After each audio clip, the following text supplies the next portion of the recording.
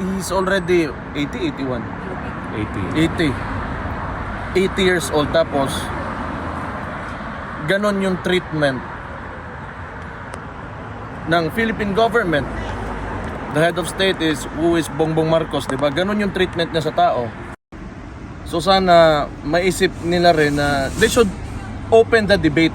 Yun lang naman dapat sana. Wala naman, we're not against, kung sino man nagpapatakbo or this place or this country is allowing it to happen, but they should open up the debate to put an 80-year-old individual na medyo may problema na sa kalusugan, may mga sakit na rin, na bakit nandyan siya at ano ba talaga yung kasalanan niya.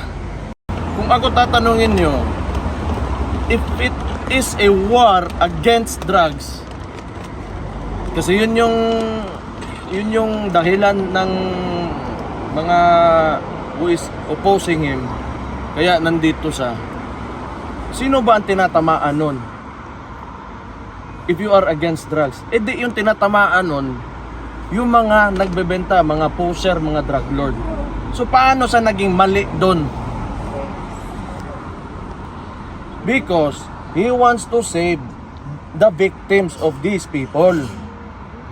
So ano kasalanan ng tao ngayon na nandyan siya sa...